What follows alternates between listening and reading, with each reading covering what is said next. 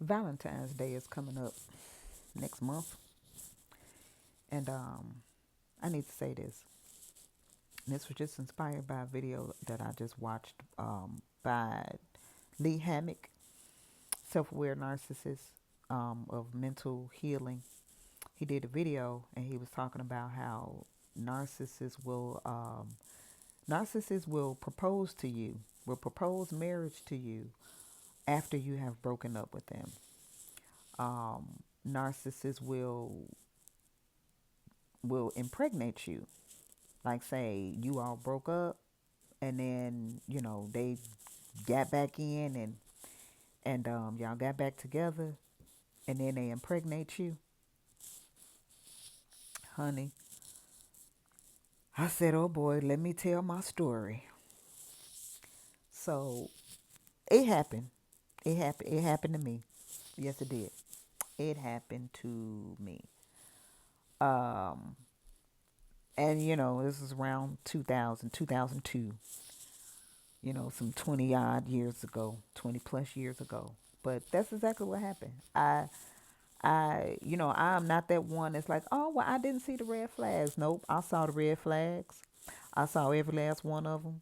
And every red flag I saw, I said something, I addressed it, and I walked out, left. Like, nope, this is not what I came here for. This is not what I signed up for. I'm out of here. But at that particular time, I didn't know what narcissism was. I did not know that I was dealing with a covert narcissist. And so, y'all know that R. Kelly song, the I can't think, I can't live, I can't go on without you in my life. And that every time we broke up, that's basically how they came back. And so, proposed, because I was dating with the intent of marriage anyway. But because I was dating with the intent of marriage, when I saw things that it's like, ooh, no, no, that we're not doing that, because that you come into the marriage like with that behavior, that's gonna be real bad. So let me go on about my business. That's how I was. Again, I didn't know I was dealing with a covert narcissist, because a covert narcissist would turn into any and everything that you wanted them to be, have, or whatever.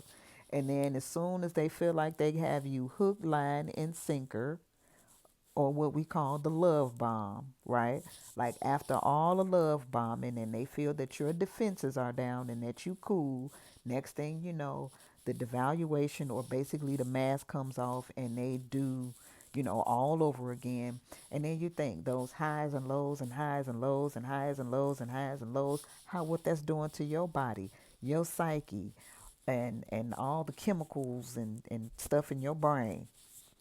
That's what was happening. So proposal, we married, had children, and each one, with each pregnancy, it got worse and worse. It did. To the point where, like, I have a total of 7 children. I had 3 children before we got married. I have twin daughters. They were my first two. Twin daughters and a son. And then we have 4 more. Now, because I was a single parent and I hadn't been married, I had said to myself, like, if I get married one day, I would have 2 more children, because there was such an age gap, you know, a long time. It was like 11 years before I got married and had more children. So I was like, oh, I'd have 2 more with my husband and all of that. And so when I had those 2 more, I was about to get a tubal ligation, and something happened with like the insurance, and we had to wait until things got cleared or whatever. And when I went to the appointment so that I could, go through the interview or whatever to do the tubal ligation, they was like, congratulations, you are pregnant. And I'm like, what? I was pregnant. And child number 5, which was child number 2 of the marriage, was 3 months old. So 2004, 2005. They are what they call them Irish twins. They were born a year and maybe like a week apart. My baby was 3 months old when I found out I was pregnant again. Yeah. And so then with the last child, child number 7, I had the interview, the appointment. I went in to the doctor and I told the doctor, I said, look, this is child number 7. I said, I have 2 daughters and this child would make 5 sons. That would be a total of 7. I have a special needs daughter. I'm married. I don't want any more children. I I will not change my mind. None of that.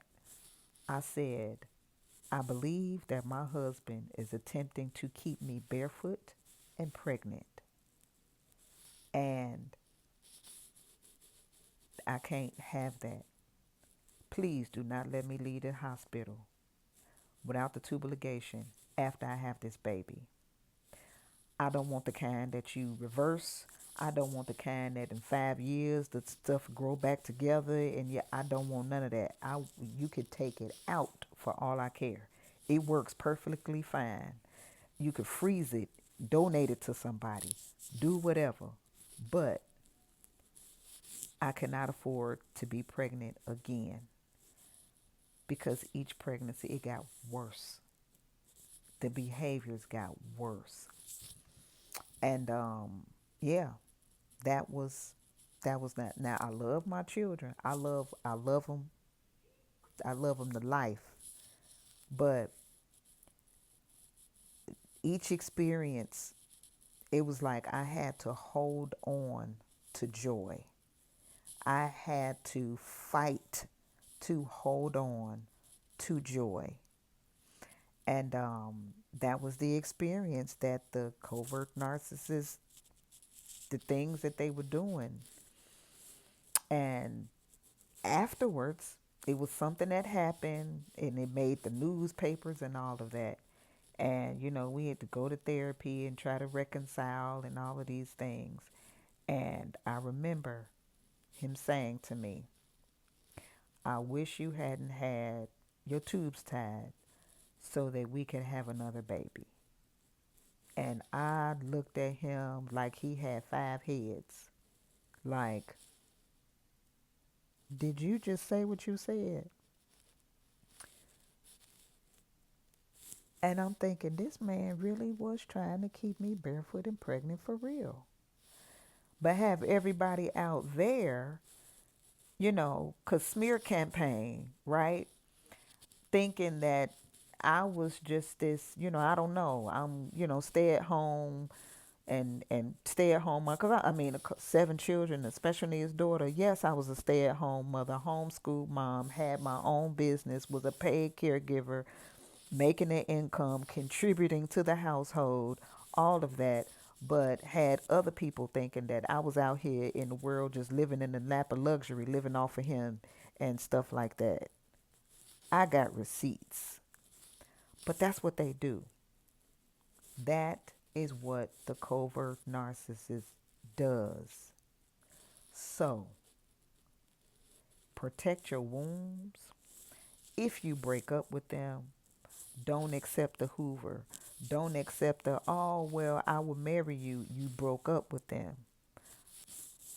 Stay gone because it gets worse.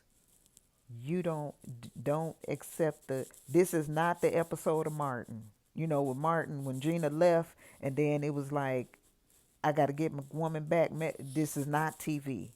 This is real life. Don't do it. Don't do it.